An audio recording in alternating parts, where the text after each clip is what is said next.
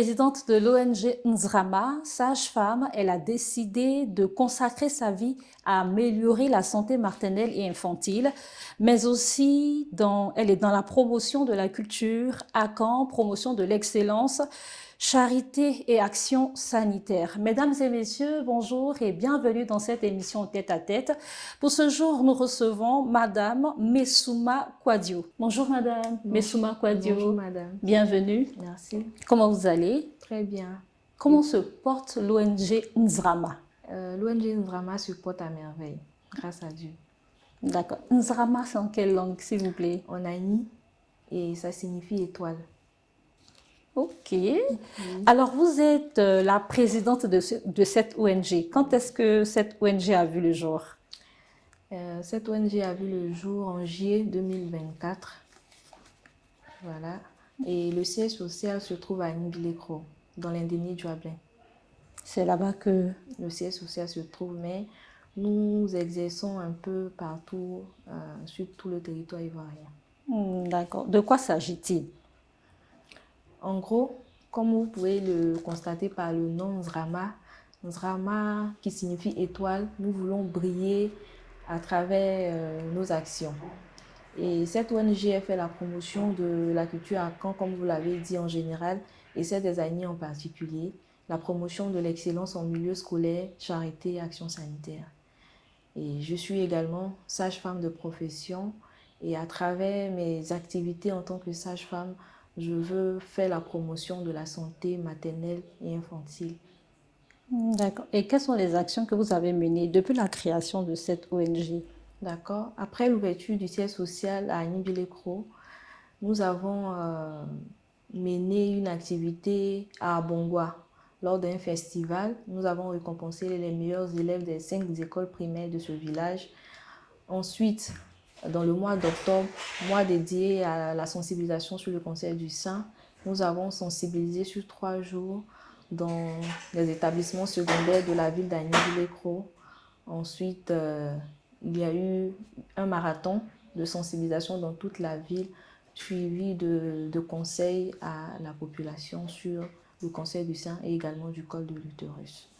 Après, à l'occasion de la fête de l'Igname, dans le mois de novembre, nous avons profité du fait que la fête de l'Igname rassemble plusieurs personnes pour sensibiliser sur le cancer de la prostate. Et en décembre, le 14 décembre, vu que l'ONG fait la promotion de l'excellence en milieu scolaire et par ricochet la promotion du livre, nous avons, à l'instar de l'arbre de Noël, initié une activité dénommée Mon livre de Noël. Alors donc, si je comprends bien, vous avez une série d'activités au sein de l'ONG. Oui. Il n'y a pas que la santé maternelle infantile. Non, il n'y a pas que ça. C'est vrai que nous sommes plus accentués sur la santé maternelle et infantile, mais à côté, nous voulons vraiment faire plusieurs choses également. Alors, dans quelques jours, vous allez organiser une cérémonie de distinction. Oui. De quoi s'agit-il exactement? Voilà, On parle de ONG Nzrama, on parle de santé infantile, c'est ça. maternelle, on vient parler de Une cérémonie de distinction. Effectivement, je suis sage-femme en zone rurale depuis bientôt 4 ans, voilà, dans la région du Ourodougou, dans le district sanitaire de Séguéla. Et à mon arrivée dans ce centre de santé, les accouchements à domicile étaient énormes. Et j'ai voulu mettre une stratégie en place afin que cette population comprenne l'importance des actions sanitaires. Donc je sillonnais les campements, les villages environnants, les villages de mon aire sanitaire, afin de sensibiliser. Vous sillonnez comment? À moto, je vais dans les champs, dans les campements, afin de sensibiliser cette population. Et depuis mon arrivée là-bas, j'ai décidé qu'après 4 consultations prénatales, toute femme qui accouche au centre de santé reçoit un kit de naissance. Ce qui a amené vraiment toute la population à fréquenter le centre. Et lorsqu'elles viennent, je profite pour sensibiliser. Et cette cérémonie de distinction, c'est pour les mamans modèles.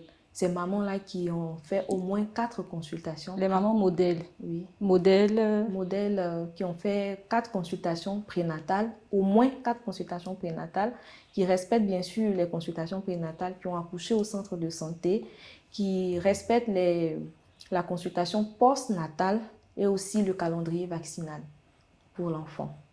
Donc ces mamans-là, nous allons les récompenser, nous allons leur donner des cadeaux afin que celles qui n'ont pas encore compris l'importance des actions sanitaires, l'importance de la consultation prénatale, puissent après cette cérémonie-là, faire comme les autres. Les matrones n'auront pas de problème avec vous parce que aussi vous vous ingérez dans leur affaire. Ça peut être un gombo pour elles. Et aujourd'hui, vous venez là, voilà, vous incitez les femmes à rejoindre la maternité, tout ça. Comment c'est vu? Comment ces femmes-là, vous arrivez à les gérer? Ça ne s'est pas fait aussi rapidement. Je connais l'importance des matrones. Ce sont ces femmes-là qui, je peux dire, avant même l'arrivée des sages-femmes, faisaient accoucher nos mamans. Donc déjà, une sage-femme qui vient dans une zone rurale doit un maximum de respect à cette matrone. Donc il y a une manière d'aborder les matrones. Quelle est la manière que vous abordez? Voilà. Moi, à mon niveau, je suis allée vers elles. D'abord, je leur ai dit merci pour ce qu'elles font pour les femmes. Et au lieu de me comporter comme une rivale, j'ai décidé de travailler avec elles. Très bien. Je les sensibilise, je les ai d'abord sensibilisées avant de sensibiliser la population. Donc, c'est avec ces matrones-là que je me déplace vers les ménages. Donc, il n'y a pas de rivalité entre les matrones et moi. Au contraire, maintenant, ce sont ces matrones-là qui m'envoient les femmes. Lorsque les femmes vont vers elles, elles-mêmes les accompagnent vers moi. Donc, il n'y a pas de rivalité. Donc, on dira bravo pour le travail abattu. Je ne veux pas avoir de conflit avec elles parce que ce sont nos mamans. C'est vrai qu'elles utilisent des méthodes qui ne sont pas vraiment acceptées maintenant, mais... Qui étaient acceptées autrefois. Mais maintenant, voilà, il y a une manière de les aborder. Est-ce qu'elles seront décorées? Un prix leur sera accordé. Oui. Les matrones. Les matrones, bon, je ne dirais pas toutes les matrones, parce que déjà, il y a un groupement féminin. Il y a un groupement féminin avec lequel je travaille, composé de 10 mamans qui m'aident dans la communauté. 10 mamans qui ne sont pas parmi les mamans modèles. Ce sont des femmes du village avec qui je travaille. Mais qui ont été sensibilisées. Oui, aussi. qui ont été sensibilisées, qui travaillent avec moi. On va ensemble visiter les ménages, on vérifie si les ménages utilisent les moustiquaires imprégnés, on vérifie les carnets ensemble. Donc, ce sont ces mamans-là qui, récemment, vous avez vu sur notre page que j'étais avec des mamans. Oui. Voilà, je leur ai remis des pagnes. Je travaille avec elles, je leur dis merci. Je sais leur dire merci parce que être sage-femme, ce n'est pas s'asseoir seulement au bureau et attendre les patients. Tu peux aller vers elles. Si la population a besoin de toi, il faut être présent. Donc, ces matrones-là sont avec moi. Et ce jour-là, on va faire la fête ensemble. Et il y a une parmi elles qui se distingue. Voilà, il y a une parmi elles qui se distingue. Comment? Parce que c'est elle-même qui encourage les autres. Parce qu'elles n'ont pas suivi à la base de formation. Mais moi, j'essaie de les former à ma manière. Pour ce que je connais, j'essaie de les former. Mais vous savez, dans toute chose, dans toute organisation, il y a une personne qui sait se distinguer. Et cette femme-là, elle a su se distinguer. Et qu'est-ce qu'elle va recevoir?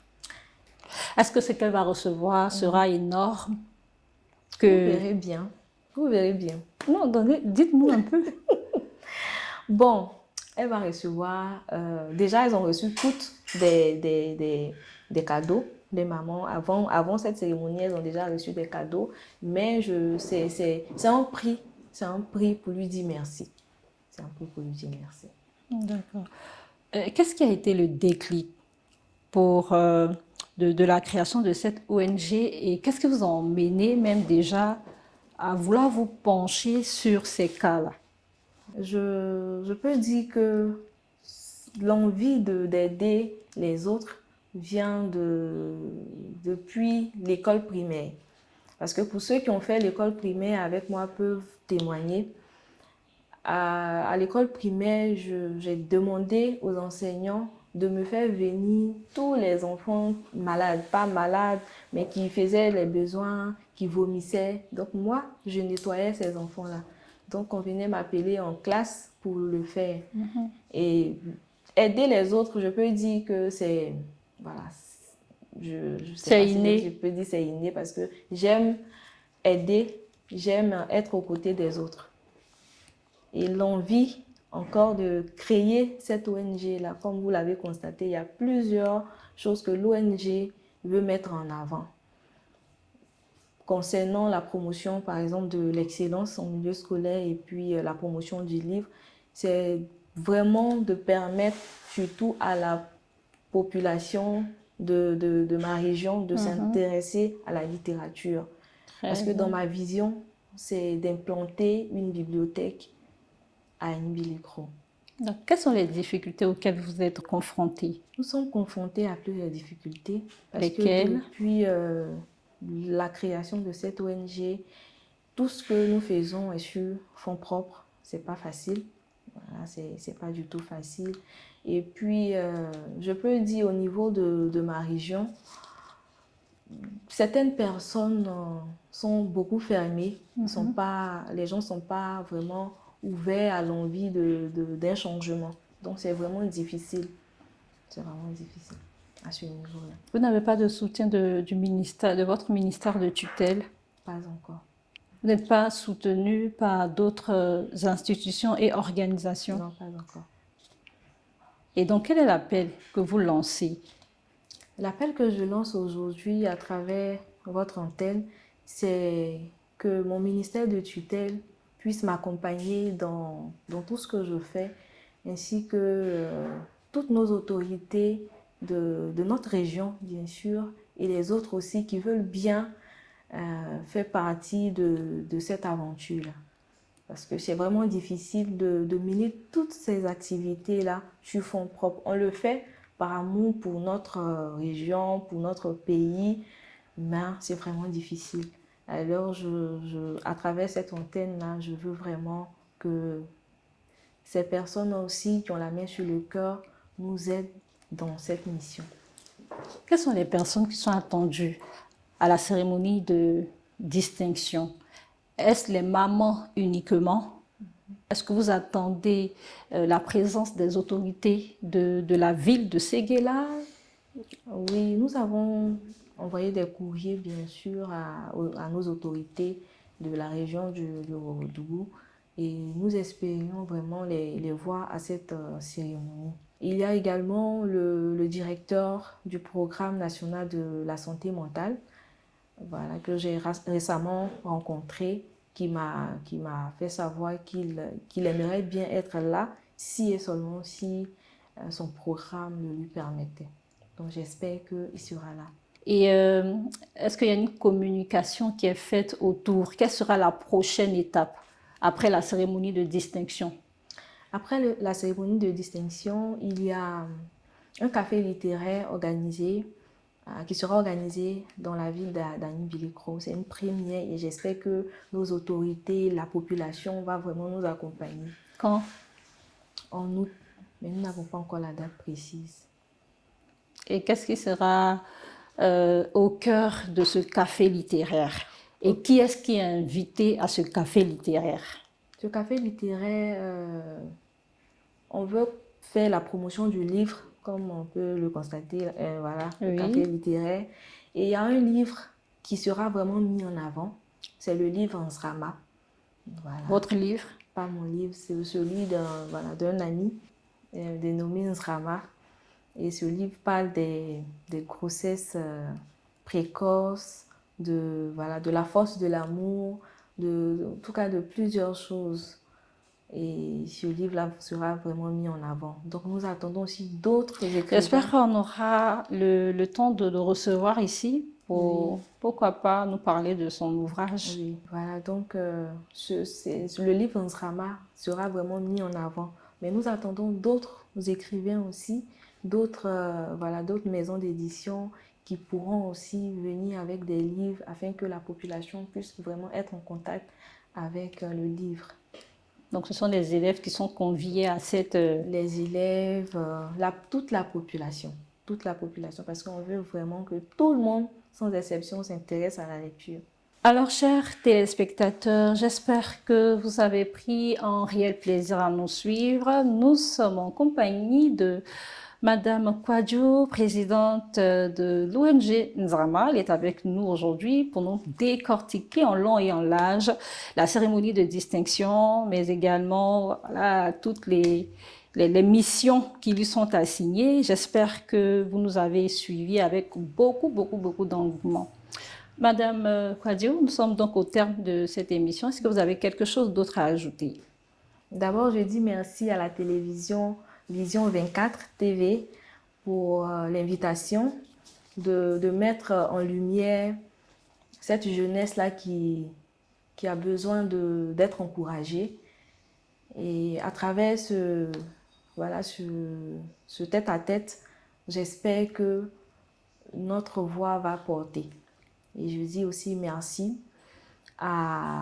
au directeur comme je le disais, du programme national de la santé mentale qui m'a rencontré récemment, qui aimerait bien que je fasse partie des ambassadeurs de son organisation. Merci d'être venu sur Vision 24 TV et nous vous souhaitons un agréable moment. Merci. Et que cette cérémonie de distinction se passe dans de très bonnes conditions et que Dieu fasse que vous ayez vraiment de l'appui au niveau de votre ministère de tutelle. J'espère, alors chers téléspectateurs, j'espère que vous avez pris plaisir à nous suivre. C'est ici que prend fin cette émission réalisée par l'ensemble de la production. Nous vous donnons rendez-vous pour un autre numéro de Tête à Tête. D'ici là, portez-vous bien et moi je vous dis au revoir. Dieu vous garde, surtout soyez heureux.